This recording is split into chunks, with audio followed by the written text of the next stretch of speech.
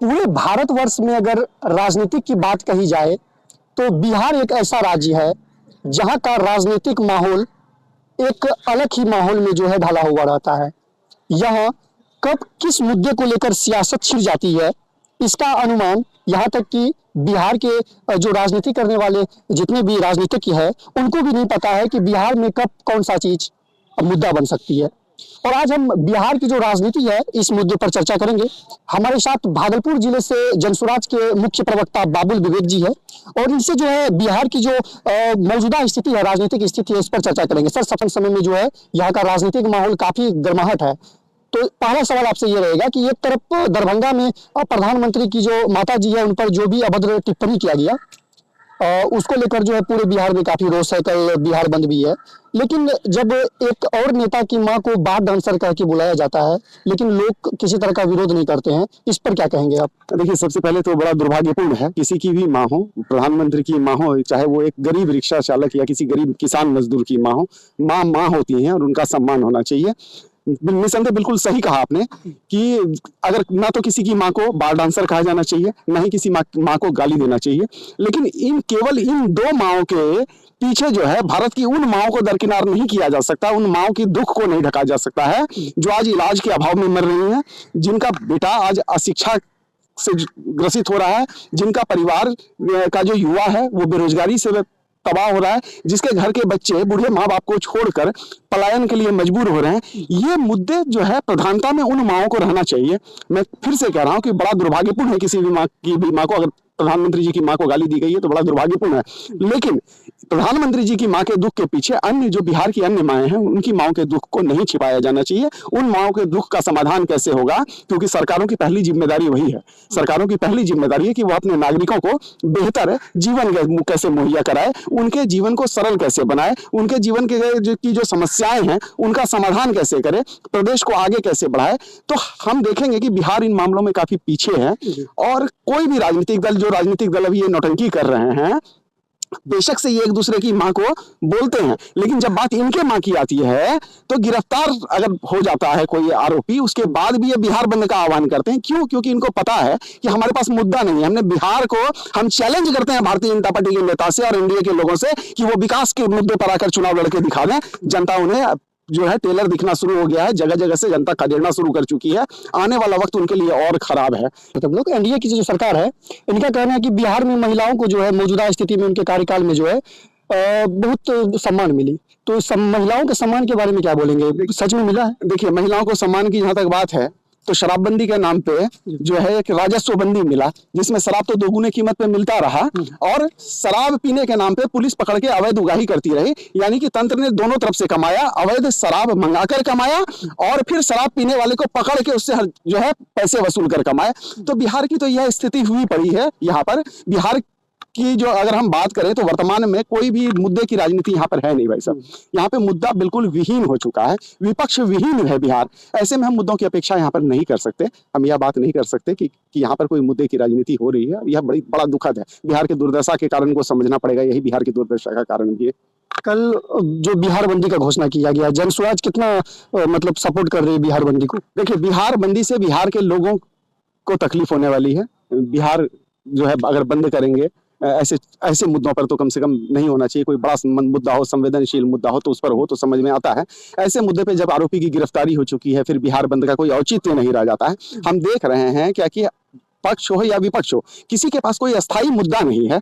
यहाँ समस्या ये है कि इनको मुद्दे की राजनीति नहीं करनी, इनको बांटने की राजनीति करनी है। कोई जात की राजनीति कर रहा है, कोई धर्म की राजनीति कर रहा है। विकास के लिए कोई उत्तरदायी है ही नहीं। जो सरकारों को विकास के लिए उत्तरदायी होना चाहिए वो उत्तरदायी विकास के लिए नहीं है। यह बड़ी परेशानी है। इसलिए भटकाव की राजनीति का हम हमेशा विरोध करते हैं, बंदी की राजनीति का हम विरोध करते हैं। हम कहते हैं कि बंद अगर होना चाहिए तो इस बात पे होना चाहिए कि विकास बिहार का कैसे हो, इस बात पे होना चाहिए कि बिहार के लोगों की समस्याओं का समाधान कैसे हो। और आप सरकार में खुद बैठे हैं और खुद ही बंद का आह्वान करें, इससे बड़ी नौटंकी कुछ हो नहीं सकती। हम अक्सर बंद को देखते हैं सरकारों के खिलाफ बंद होता है, लेकिन यहाँ पे बंद जो है वह विपक्ष के खिलाफ हो रहा है। यह बड़ा आश्चर्यजनक बात है और तब हो रहा है जबकि आरोपी गिरफ्तार हो चुका है। मतलब सत्ता में रह के अपने राष्ट्र को जो है बंद किया जा रहा है सत्ता में रहने के बाद। अपनी सरकार, आप सरकार में है, लोगों की अपेक्षाएं सरकार से रहती है, जिम्मेदारी सरकार की बनती है। विकास के लिए उत्तरदायी सरकार होता है, कानून व्यवस्था के लिए उत्तरदायी सरकार होता है। आपकी सरकार है, आप यह आरोप लगा रहे हैं। यह बात ठीक है, आपकी माताजी को किसी ने गाली दिया, उसे जस्टिफाई नहीं किया जा सकता, लेकिन उस आरोपी की तो गिरफ्तारी हो गई। उसके बाद बंद किस लिए किया जा रहा है, इस बात को समझना होगा। यह केवल राजनीतिक एजेंडा है, जो भटकाव की राजनीति हम कहते हैं, लोगों को बांटने की राजनीति, फिर ध्रुवीकरण की राजनीति कर रहे हैं। और इनकी यह सोच है कि इसके आड़ में जो है इनकी विफलताएं छिप जाएंगी, जनता इनसे सवाल जो पूछ रही है, जो जगह से खदेड़ रही है, वो बंद हो जाएगा, ऐसा इनका सोच है। और इसी सोच के साथ यह सोच रहे हैं कि हम भटकाव की राजनीति करेंगे। लेकिन अब बिहार की राजनीति में बदलाव आ गया है। अब तक लोगों के पास विकल्प नहीं था, आज जनसुराज का विकल्प है, जो मुद्दों की राजनीति कर रही है। और जब जनसुराज पार्टी आई थी बिहार में, मैंने उसी दिन अपने इंटरव्यू में कहा था कि अब बिहार की राजनीति को जनसुराज मुद्दों पर लेकर आएगी। और बिहार में वो आपको दिख रहा होगा कि चाहे हम वृद्धा पेंशन की बात करें, उसे सरकार के द्वारा बढ़ा दिया गया, चाहे हम पलायन को रोकने का जो हमारा मुद्दा है, तो इंडस्ट्रियल हब की बात प्रधानमंत्री जी ने भी की और मुख्यमंत्री जी ने भी करना जो है वो शुरू कर दिया। तो बिहार की राजनीति को मुद्दे पर जनसुराज लेकर आने लगी है। तो चिंता मत कीजिए, इनकी जो भटकाव की राजनीति है, इनके दिन खत्म हो गए हैं। लोगों की राजनीति आने वाली है, जनता का राज आने वाला है, जनता की राजनीति आएगी, जनता के मुद्दों की राजनीति होगी। बिहार में, बिहार की जो जनता है, जितने भी सरकार को मौका दिया, लालू को मौका दिया, नीतीश को मौका दिया, सबने लूटने और ठगने का काम किया। अभी जैसा कि आप लोग बोल रहे हैं कि अभी एक उदाहरण है, और उदाहरण है, उसको मतलब एक ऑप्शन कहा जाए, ऑप्शन है जनसुराज। क्या कुछ लगता है कि अगर जनसुराज आने के बाद भी ये सब चीज हट जाएगी, या फिर ये चीज फिर से हावी हो जाएगी? देखिए, समाधान जनसुराज से नहीं है। पिछले 25 वर्ष से सामाजिक कार्य कर रहे हैं और एक समस्या को समझ पाए हैं कि जैसी जनता होगी, सरकार वैसी ही बनेगी। समस्या ये है क्या कि अब तक विकल्प नहीं था, तो लोग ये भटकाने में कामयाब हो रहे थे। आज जनसुराज आ गया है। मेरा कहना है कि जनसुराज के साथ दो तरह का डर है। एक तो है कि जनसुराज कामयाब होगा, या दूसरा कि जनसुराज भी इन्हीं पार्टियों की तरह हो जाएगा। यही दो बातें जनता को लगता है कि नहीं, जनसुराज भी इन्हीं पार्टियों की तरह हो जाएगा। यहाँ 50% की संभावना तो है कि जनसुराज अच्छा करेगा। अगर खराब करे तो जनसुराज को भी बदल दीजिए, फिर किसी नए राजनीतिक विकल्प को लेकर आइए जो बेहतर राजनीति की बात करी। जब तक जनता इस काम को नहीं करेगी, ना बिहार बदलेगा, ना देश बदलेगा, ना समाज बदलेगा, ना राजनीति बदलेगी। इसे बदल जाएगा। ये लोगों में जो है एक उत्सुकता देखी गई है। हमने पूरे बिहार में जो है प्रशांत किशोर के सभी कार्यक्रम को अटेंड किया है, लेकिन कहीं भी ये चीज जो है स्पष्ट नहीं किया जा रहा है कि जनसुराज से सीएम फेस कौन हो सकता है। क्योंकि प्रशांत किशोर साफ साफ कहते हैं कि मैं मुख्यमंत्री बनने नहीं आया हूँ। तो कौन, आपको क्या लगता है कौन हो सकता है जनसुराज की तरफ से सीएम फेस में? देखिए, जनसुराज से विधायक कौन बनेगा, मंत्री कौन बनेगा, सीएम कौन बनेगा, यह विषय ही नहीं है। जनसुराज का जो मुख्य विषय है कि जनता का राज कैसे आएगा, हम बिल्कुल उस पर फोकस हैं।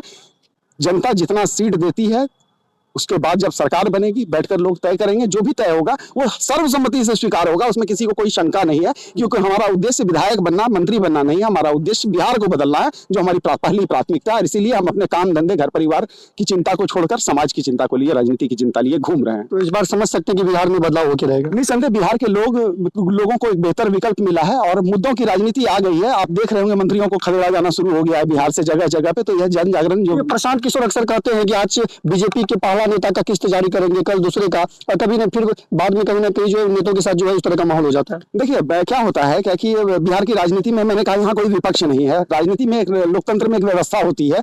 दुनिया की सर्वश्रेष्ठ व्यवस्था बताया गया लोकतंत्र को। यहाँ एक व्यवस्था होती है, एक पक्ष होता है, एक विपक्ष होता है। जो पक्ष होता है, जिसके पास ज्यादा सीट विधायक होते हैं, ज्यादा सांसद होते हैं, वो पक्ष होता है, सरकार बनाता है। वह जनता के लिए नीति निर्धारण करता है, उनके कल्याण के लिए काम करता है। विपक्ष सरकार की कमियों पर पैनी निगाह रखता है, और जहां भी सरकार की कमी दिखती है, कोई भ्रष्टाचार दिखता है, तो उस पर जनता का ध्यान आकृष्ट करता है। बिहार की समस्या यह है कि यहाँ कोई विपक्ष नहीं है।